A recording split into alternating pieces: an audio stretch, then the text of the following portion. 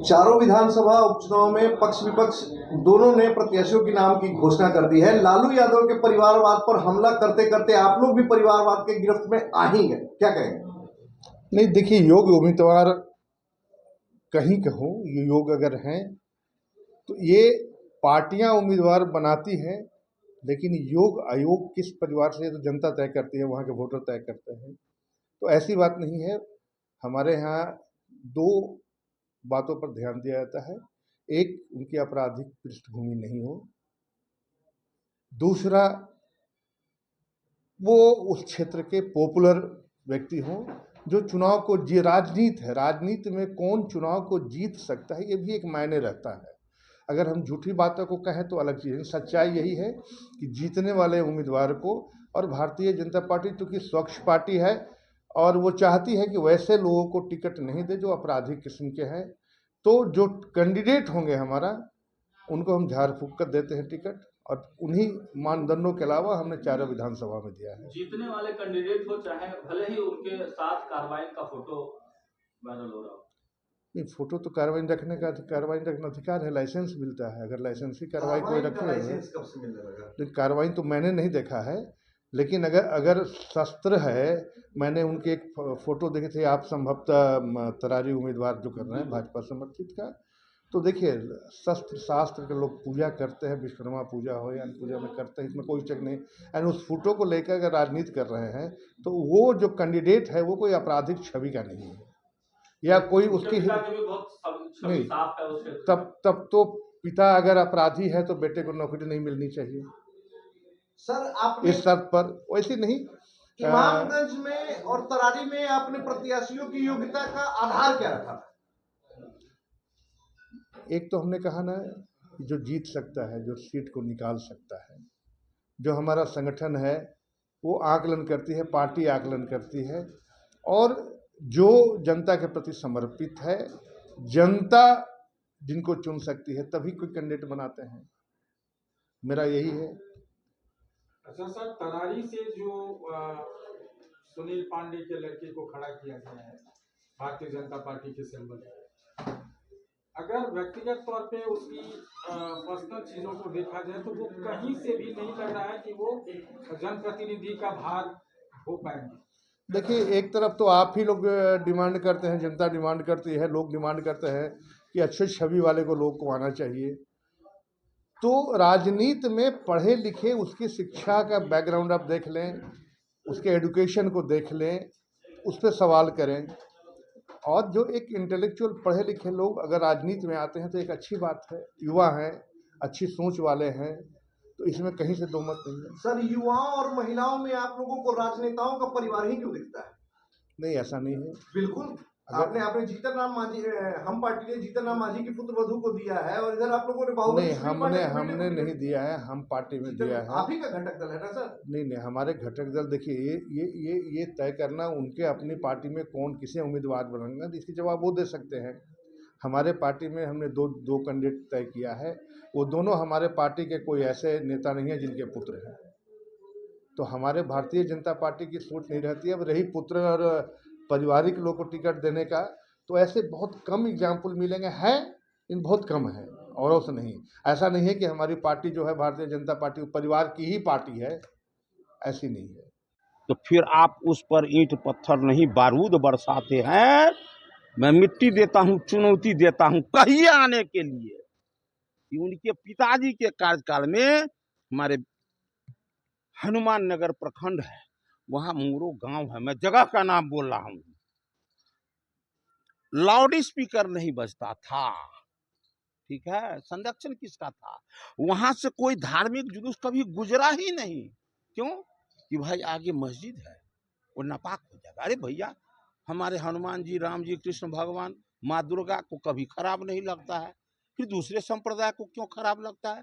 किसी को खराब नहीं लगता। हिंदू, मुस्लिम, सिख, ईसाई सब यहाँ व्यवस्थित है।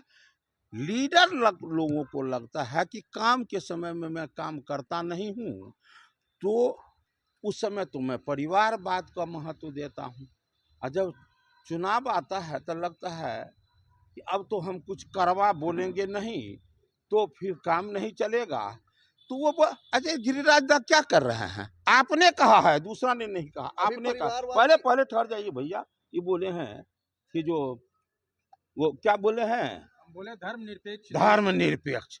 तो धर्मनिरपेक्ष के नाम पर केवल दूसरे को जो है हंगामा मचाने का है। ये अपने धर्म के बारे में अलख जगा रहे हैं, क्या बुरा कर रहे हैं? आपको बोलने के लिए आपको क्यों मजबूर होना पड़ रहा है भाई? वो अपना धर्म का कोई दूसरे धर्म के, कोई क्रिश्चियन भाई, मुस्लिम भाई कोई कुछ करते हैं, पूरे देश में कभी किसी ने कंकर भी फेंका क्या? नहीं। लेकिन जब गोला बरसता है उस पर, उस समय में इन लोगों का जुबान काहे नहीं खुलता है? तो क्या कहेंगे अंत में सर, बताइए।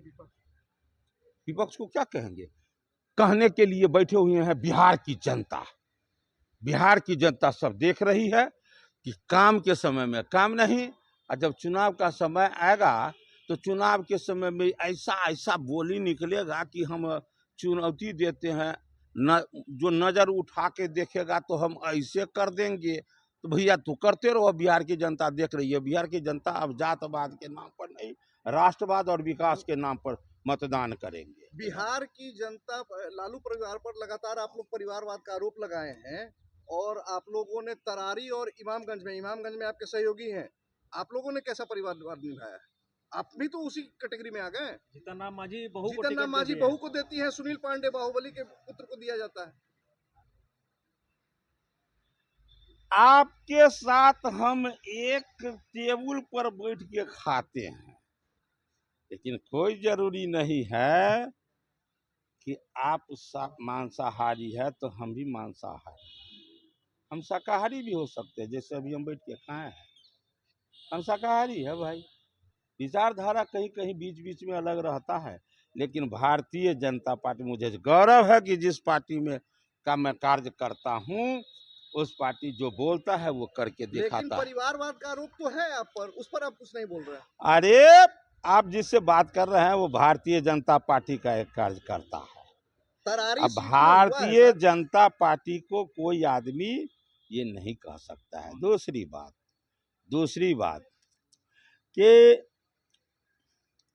किसी परिवार में मान लिए कोई बड़े लीडर है, उसको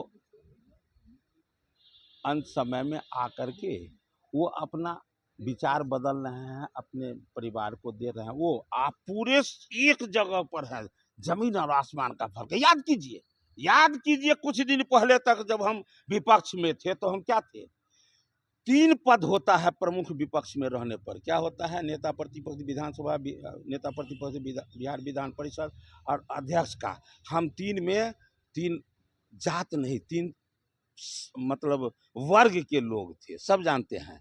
लेकिन अभी हैं तो अभी कौन है? 3 जात नहीं, 3 पद और 1 परिवार। ये है परिवार, इसका नाम है परिवारवाद। कुमार जी का राज है। 19 साल नीतीश कुमार जी का सरकार का हो गया है। आज तक कोई दंगा या इस तरह की कोई बात नहीं हुई है। एक जगह पे एक छोटी घटना हुई भी थी, उसको भी प्रशासन ने 2-3 घंटे में कंट्रोल कर लिया। तो नीतीश कुमार जी के राज में किसी को आशंकित होने की आवश्यकता नहीं है। किसी तरह की कोई बात नहीं होने वाली है बिहार में। जो कानून का राज है, बिल्कुल कानून का राज स्थापित है और आगे भी स्थापित है। लालू प्रसाद यादव प्रदीप सिंह उनके द्वारा कहा जा रहा है कि अररिया में रहना है तो हिंदू बनना पड़ेगा। देखिए, लोग अपने अपने हिसाब से कुछ ना कुछ बयान देते रहते हैं, लेकिन उस बयान से जनता दल यू को कोई लेना देना नहीं है, सरकार को कोई लेना देना नहीं है। हो सकता है उनका किस मत पे वो बोले हैं, किस तरह से बोले हैं, उनका बयान तो हमने नहीं सुना है। लेकिन मैं सिर्फ इतना ही कहना चाहता हूँ कि नीतीश कुमार जी के राज में किसी को दिक्कत नहीं होने वाला है। हिंदू हो, मुसलमान हो, सिख हो, ईसाई हो। आपने देखा होगा जब हम लोगों ने गुरुद्वारा में हम लोगों ने एक कार्यक्रम किया था, वो कार्यक्रम को पंजाब की सरकार ने सराहा था 2016 में हम लोगों ने जो कार्यक्रम किया था, उस समय पंजाब की सरकार ने कहा था कि अगर हमारे राज्य में भी ये कार्यक्रम होता तो हम लोग इस तरह का कार्यक्रम नहीं कर पाते। आज हम लोग एक से एक बड़ा अन्य धर्मों के लिए भी काम कर रहे हैं, ऐसा कहीं कोई दिक्कत। बौद्ध के लिए हम लोग अपना आप देख लीजिए, आप हाजीपुर में कितना अच्छा बन रहा है। अभी तत्काल इसका उद्घाटन होने वाला है, अभी हम लोग गए थे उसको देखने के लिए, विश्व स्तर का बन रहा है। अच्छी अच्छी बातें बिहार में हो रही है, उन बातों पर भी थोड़ा सा ध्यान दीजिए। बापू टावर अभी अच्छा बन के तैयार हुआ, आप लोग उद्घाटन में थे ही, तो अच्छा बात भी हो रहा है, उस बात को भी देखिए। और इस तरह का कहीं कोई बिहार में माहौल नहीं है। मंत्री जी, कुछ दिनों पहले डिप्टी सीएम के निजी सचिव ने एक आरोप लगाया था कि सम्राट चौधरी गृह प्रवेश करते उससे पहले ही कई सामान जो भवन निर्माण विभाग की तरफ से उपलब्ध कराए गए थे, वो सामान वहाँ से गायब हो चुके थे। नहीं, देखिए, तो किस तरह के सामान गायब हुए, क्या आप लोग ने असेसमेंट किया है? देखिए, इस तरह का मामला लोग, अब उस निजी सचिव को तो हम नहीं जानते हैं, कोई आधिकारिक बयान तो इस तरह का नहीं आया था। और अगर कोई सामान गड़बड़ अगर हुआ होगा तो अधिकारी लोग उसके लिए नोटिस करते हैं, जिसकी जानकारी अभी तक हमको नहीं है कि कोई नोटिस हुआ है। अगर कोई सामान अगर कमी पाया जाएगा उसमें नोटिस किया जाएगा। अगर हैंडओवर किया जा रहा है तो उस वक्त असेसमेंट तो होता नहीं, है। हैंडओवर टेक ओवर होता है, लेकिन उसमें सामान को मिलान करने में भी काफ़ी वक्त लगता है। छोटा छोटा सामान भी रहता है आवास में, जिसमें वक्त लगता है, और अभी तक ऐसा कोई मामला संज्ञान में नहीं है। सर, झारखंड चुनाव को लेकर कैसी तैयारियां चल रही हैं? झारखंड चुनाव में एनडीए बड़ी मजबूती से चुनाव लड़ रहा है, और एनडीए इस बार सरकार बनाएगा। अभी तक तो वहाँ खनिज को लूटने वाली सरकार थी, अब जो वहाँ सरकार बनेगी बिहार के तरह और अन्य राज्यों में जिस तरह देश में जो सरकार चल रही है उसी तरह विकास करने वाली सरकार। सर, डॉक्टर श्री कृष्ण सिंह को भारत रत्न देने की मांग उठने लगी है। लोग कह रहे हैं जब कर्पूरी को मिल सकता है तो डॉक्टर श्री कृष्ण सिंह को क्यों नहीं मिल सकता? देखिए, कृष्ण सिंह जी ने भी अपने समय में अच्छा काम किया है, बिहार के मुख्यमंत्री रहे हैं। एक बिहारी होने के नाते अगर भारत सरकार चाहेगी और उसकी कमेटी जो बनी हुई है वो अगर चाहेगी तो समय समय पे इस तरह का मांग लोग उठाते रहते हैं, लेकिन एक समय उस कमेटी का निर्णय होता है। अगर कमेटी का निर्णय होगा तो स्वागत योग्य होगा।